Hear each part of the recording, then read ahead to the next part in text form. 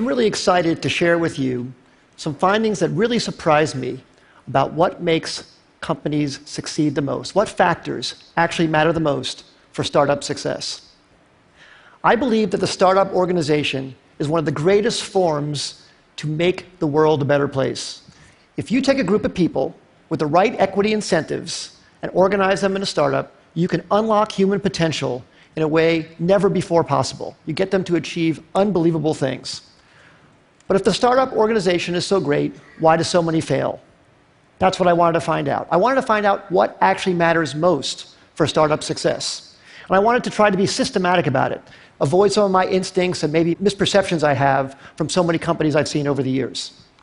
I wanted to know this because I've been starting businesses since I was 12 years old, when I sold candy at the bus stop in junior high school, to high school when I made solar energy devices, to college when I made loudspeakers, and when I graduated from college, started software companies.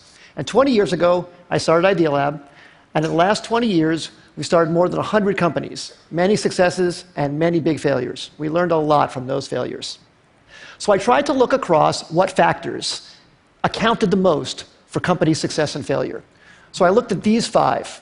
First, the idea. I used to think that the idea was everything. I named my company Idea Lab, and how much I worship the aha moment when you first come up with the idea.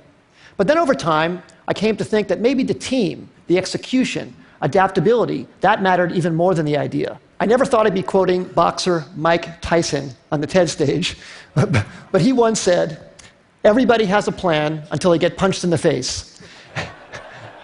And I think that's so true about business as well. So much about a team's execution is its ability to adapt to getting punched in the face by the customer. The customer is the true reality. And that's why I came to think that the team maybe was the most important thing. Then I started looking at the business model. Does the company have a very clear path generating customer revenues? That started rising to the top in my thinking about maybe what mattered most for success. Then I looked at the funding. Sometimes companies received intense amount of funding. Maybe that's the most important thing. And then, of course, the timing.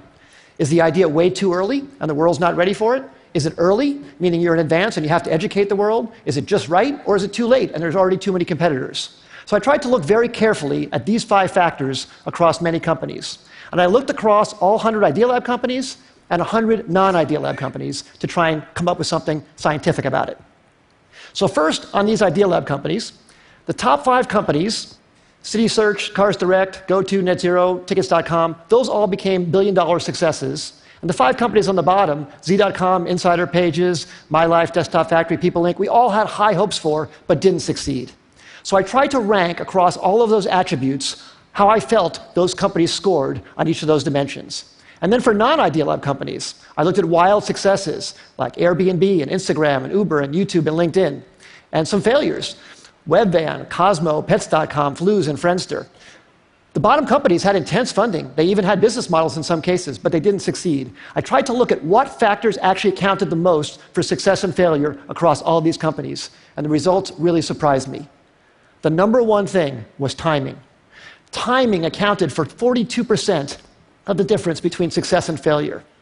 Team and execution came in second, and the idea, the differentiability of the idea, the uniqueness idea, that actually came in third. Now, this isn't absolutely definitive. It's not to say that the idea isn't important. But it very much surprised me that the idea wasn't the most important thing. Sometimes it mattered more when it was actually timed. The last 2, business model and funding, made sense to me, actually. I think business model makes sense to be that low because you can start out without a business model and then add one later if your customers are demanding what you're creating. And funding, I think as well.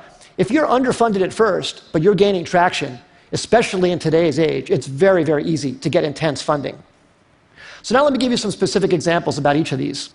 So take a wild success like Airbnb, everybody knows about. Well, that company was famously passed on by many smart investors because people thought, no one's going to rent out a space in their home to a stranger. Well, of course, people proved that wrong. But one of the reasons it succeeded, aside from a good business model, a good idea, great execution, is the timing. That company came out right during the height of the recession when people really needed extra money. And that maybe helped people overcome their objection to renting out their own home to a stranger. Same thing with Uber. Uber came out, incredible company, incredible business model, great execution too, but the timing was so perfect for their need to get drivers into the system. Drivers were looking for extra money. It was very, very important. Some of our early successes, CitySearch came out when people needed web pages. GoTo.com, which we announced actually at TED in 1998, was when companies were looking for cost-effective ways to get traffic. We thought the idea was so great, but actually the timing was probably maybe more important. And then some of our failures. We started a company called Z.com. It was an online entertainment company. We were so excited about it. We raised enough money. We had a great business model. We'd even signed incredibly great Hollywood talent to join the company. But broadband penetration was too low in 1999, 2000. It was too hard to watch video content online. You had to put codecs in your browser and do all this stuff. And the company eventually went out of business in 2003. Just 2 years later, when the codec problem was solved by Adobe Flash, and when broadband penetration crossed 50% in America, YouTube was perfectly timed. Great idea, but unbelievable timing. And in fact, YouTube didn't even have a business model when it first started. It wasn't even certain that that would work out. But that was beautifully, beautifully timed.